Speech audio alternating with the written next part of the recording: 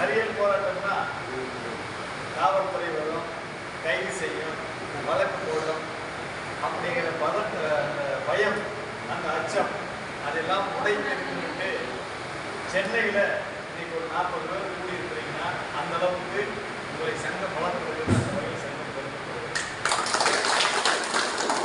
ஏன்னா சென்னையில் ஒரு விவசாய பொருள் நடக்கணும், கோயம்புத்தூர் 4 வரணும், இல்லாட்டி திருச்சியிலிருந்து கொண்டு வரணும். அப்போ நம்ம விழுப்புரத்துலேருந்து கொண்டு வரணும். இப்போ இன்னைக்கு நான் திருவள்ளூர் வந்துருக்கிறோம், ராணிப்பேட்டை வந்துருக்கிறோம். இந்த காஞ்சிபுரம் செங்கல்பட்டு தான் வாய்ப்பு. இந்த காஞ்சிபுரம் செங்கல்பட்டு திருவள்ளூர் மாவட்டத்தில் மட்டுமே இருந்து நாம் வெளியே எவ்வளோ விவசாயிகளை கொண்டு வரணும், அதே அளவு விவசாயிகள் இந்த 3 மாவட்டத்தில் கொண்டு வரணும். இதுதான் முதல் பணின்னு சொல்லி நம்ம தேவராஜனுக்கு சென்னை மாவட்டத்தில் சிறப்பாக செஞ்சுருக்காரு. அவருக்கு ஒரு குழு எல்லோருக்கும் சிறப்பாக செஞ்சுருக்காங்க. இப்போ அண்ணன் கேட்டாங்க, ஏன் நம்ம பொருளுக்கு நம்ம விலை நிர்ணயிக்க முடியாதா?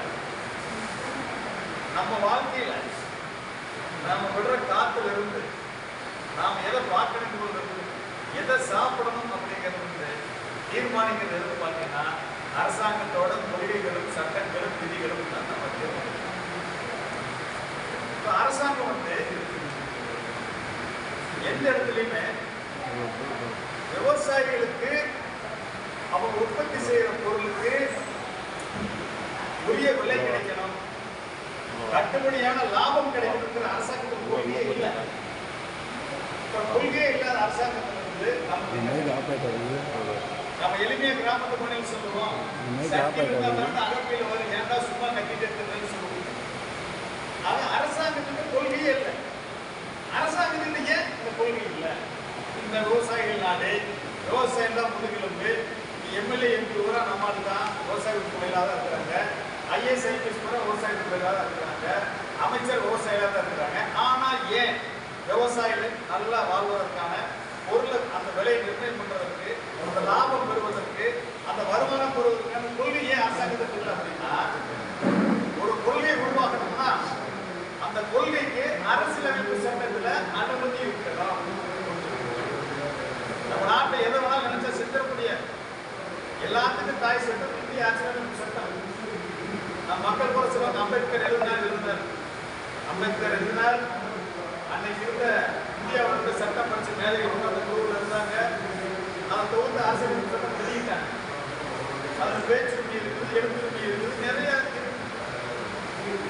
ஆனா அந்த அரசியலமைப்பு சட்டத்தில் விவசாயிகள், இந்த நாட்டுடைய மூத்த குடிமக்கள், இந்த நாட்டில் மிக பெரும்பான்மை விவசாயிகள் இருக்கிறாங்க, அவருடைய நிலைமையை மேம்படுத்தணும், வாழ்வாதாரத்தை உயர்த்தணும், வருமானத்தை உயர்த்தணும், அதற்கான சட்டங்களை, திட்டங்களை, கொள்கை முடிவுகளை மாநில அரசுகளோ மத்திய அரசுகளோ ரெண்டு இணைந்தோ எடுக்கணுங்கிற கொள்கை வரையறையே அரசியலமைப்பு சட்டத்திலேயே இல்லை.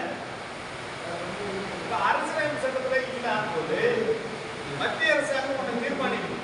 என்ன தீர்மானிக்கிறேன்னா, நம்ம சொன்னாரு மார்க்பாண்டியன், நாட்டில் உணவு பஞ்சம் ஏற்படுது.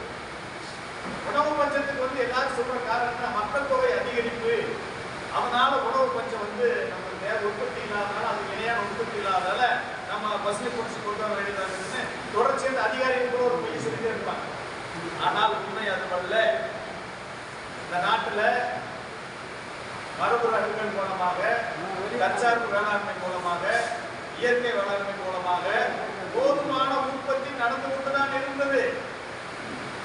இந்த உரம் வராதுக்கு முன்னாடி, மரபணு மாற்றப்பட்ட விதைகள் வராதுக்கு முன்னாடி, வீணக விதைகள் வர்றதுக்கு முன்னாடி, இந்த பல்கலைக்கழகங்கள்லாம் வராதுக்கு முன்னாடி இந்திய நாடு இன்னைக்கு இருக்கிற இந்திய நிலப்பரப்பு, அதுக்கு முன்னாடி ஒரு இந்தியானு கிடையாது. அந்த இந்திய நிலப்பரப்பு இன்னைக்கு இருக்கிற இந்த பகுதி எல்லாம் சேர்த்து உலக உற்பத்தியில 32% கையில் வச்சிருந்தாங்க. உலக உற்பத்தியில 32% கையில் வச்சிருந்தாங்க 1600 வரைக்கும். வெள்ளையர் ஆட்சி காலத்துலதான் திட்டமிட்டு வேளாண்மை நசுக்கப்படுகிறது, முழு ஒழிக்கப்படுகிறது, எல்லா வேலையும் செய்யணும். அப்ப நாடு சூத்திரம் பெற வாக்குல பெரிய பெரிய நீர்ப்பாசன திட்டங்கள் கொண்டு வந்த நாட்டு. அந்த நீர்ப்பாசன திட்டங்களின் விளைவாக கால்வாய்கள், சிறு சிறு அணைகள், பெரிய அணைகள் எல்லாம் கட்டப்பட்டு ஆயக்கட்டு நில அந்த ஆயக்கட்டு நிலங்கள் உருவாக்கப்பட்டதனால் அதிகரித்த உற்பத்தியை இந்த உரத்தால வந்துருச்சு, இந்த மருந்தால வந்துருச்சு, வசதி புரட்சியால வந்துருச்சு, ஒரு தவறான கட்டுக்கதை சொல்லிட்டே இருக்காங்க. இது குறித்து பல பல்கலைக்கழகங்கள் இன்ன வரைக்கும் ஆய்வு செய்யறதுக்கே மறுக்கிறாங்க. ஏன்னா ஆய்வு செஞ்சாலும் உண்மை வெளிவந்து பல்கலைக்கழகங்கள் தோல்வி அடைஞ்சிருக்கு. எம்.எஸ். சாமிநாதன் ஃபவுண்டேஷன் வச்சிருக்காரு. அவருக்கு ஒரு 60 ஏக்கரா கொடுத்து சென்னையில் அரசாங்கமும் வச்சிருக்கு. அவர் கொண்டு நடந்துட்டு இருக்கிற அதையே எம்.எஸ். சாமிநாதன் ஃபவுண்டேஷன் அவங்ககிட்டே நான் பேசுறேன். ஏங்க, இந்த நாட்டில் உணவு உற்பத்தி என்பது நீர் பாசக்கூடிய பாசன பரப்பு, அணைகள் வெட்டப்பட்டு கால்வாய்கள் வெட்டப்பட்டு இந்த ஆயக்கட்டு நிலங்கள் உருவாக்கப்பட்டதால பெருகிய உற்பத்தியை நீங்க உரத்தால வந்துருச்சு, மருந்தால வந்துருச்சு கதை கட்டி வச்சிருக்கீங்க. அதுக்கான தரவுகளே கிடையாது, ஆதாரம் வேணும்ல, ஸ்டேட்டஸ்டிக்ஸ் வேணும்ல. எதுக்கு எடுத்தாலும் அறிவியல் பேசுற இந்த தரப்பு விஞ்ஞானிகள் இதுக்கு மட்டும் ஆதாரம் எல்லாம் விட்டா உங்களுக்கு கதையே கட்டிட்டு. ஆக ஒட்டுமொத்தமாக இந்திய விவசாயம் என்பது உலக நிறுவனத்துக்கான மிகப்பெரிய வணிகம். இந்திய அரசியல்வாதிகளுக்கு இந்த நாட்டிற்கு மிகச்சிறந்த அடிமைகள் யாருன்னு பார்த்தா விவசாயிகள். உங்களுக்கு உடனே மல்லாட்டு வேலை இருந்து மல்லாட்டு உற்பத்தி தொடங்கிடுவீங்க. இதுக்கு ஒரு மானியம் தர்றேன், அதுக்கு ஒரு 10 பைசா மானியம் தர்றேன், இதுக்கு ஒரு 20 பைசா மானியம் தர்றேன், இதுக்கு ஒரு 1 ரூபா மானியம் தர்றேன், இதுக்கு உரம் தரேன், மருந்து டப்பா தரேன், உற்பத்தி தொடங்கிடுவீங்க. விவசாயிகள் கிணத்து தண்ணி இருக்குன்னு